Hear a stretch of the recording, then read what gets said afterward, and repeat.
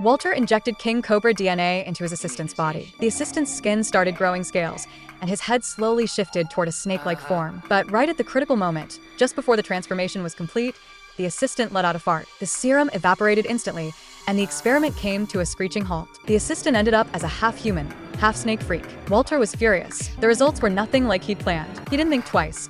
He sold the unfinished product to a bizarre circus for just 75 yuan. Once inside, the half-human, half-snake creature became an overnight sensation, pulling in tens of millions of viewers. He still had some human awareness left, but he'd completely lost the ability to speak. Most of the audience figured it was just someone in a costume. A few were convinced they were looking at a real monster. Nobody could have guessed he used to be just a regular guy. Walter never stopped his research. He reached out to his old friend Danny and asked him to recommend a suitable assistant. Danny wasn't thrilled about it.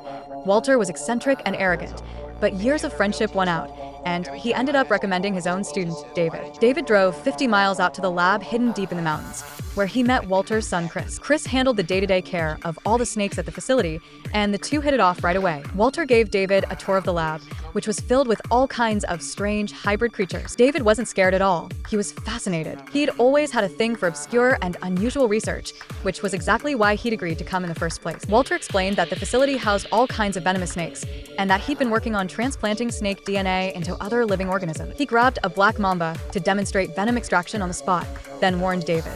A bite from this snake meant death within an hour. The symptoms looked almost identical to a heart attack, and most victims never made it to the antidote in time. Using safety as his excuse, Walter offered to give David a special anti-venom injection. Trusting and naive, David agreed, without a second thought. What he didn't know was that the syringe contained no antidote at all.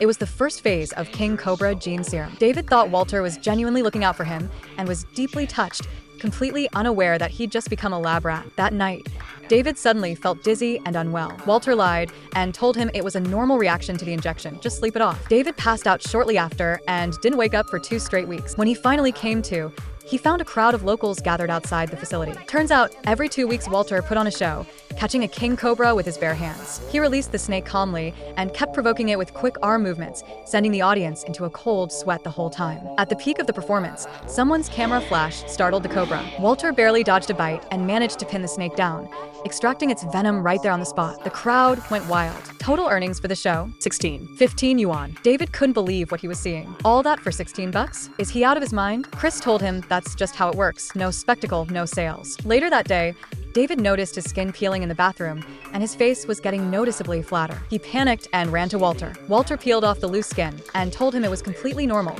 The new skin would even be resistant to venom. In reality, Walter had switched to smaller, more frequent doses, so David's reactions were mild. Not only did David not notice anything wrong, he actually thanked Walter for taking such good care of him. Not long after, a cop showed up at the door. Walter's previous assistant had been missing for a while, and the family had filed a report. The officer came by for a routine inquiry. Walter claimed he had no idea where the guy had gone. The officer looked around the lab, even helped move a large python down to the basement, then left after finding nothing useful. After Walter gave David the second injection, the cat nearby suddenly started making strange noises at David. David brushed it off, but after that, he kept zoning out while staring at the snakes, feeling an odd sense of comfort whenever he saw them. Walter kept David at the house and had Chris look after him. The two spent more and more time together, and their bond grew stronger. It wasn't long before David confessed his feelings, and they started dating. One day, they heard the local circus was going wild with popularity and decided to check it out. The main attraction that day was the Snake Man show. Chris wanted nothing to do with it.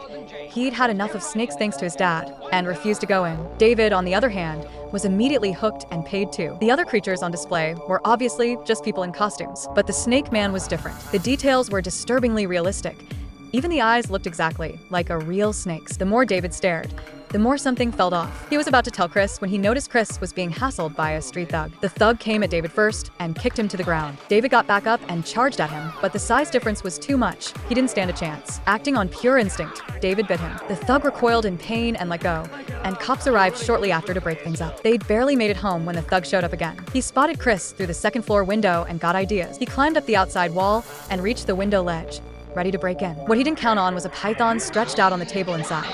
It coiled around his arm instantly and sent him plummeting to the ground. He survived, but the python didn't. He beat it to death. Walter and David witnessed the whole thing. The thug jumped on his bike and took off. Chris was devastated by the python's death. It had been his most well-behaved pet. The next day, The three of them cremated it in tears. Walter quietly swore revenge. That night, he packed the black mamba into a bag and slipped out after dark. He made it to the thug's place undetected, waited for the thug's girlfriend to leave, then snuck inside and released the mamba into the bathroom. The thug barely had time to react before it sank its fangs into his foot. He struggled for a moment, then went still. Walter retrieved the snake and walked out looking pretty pleased with himself.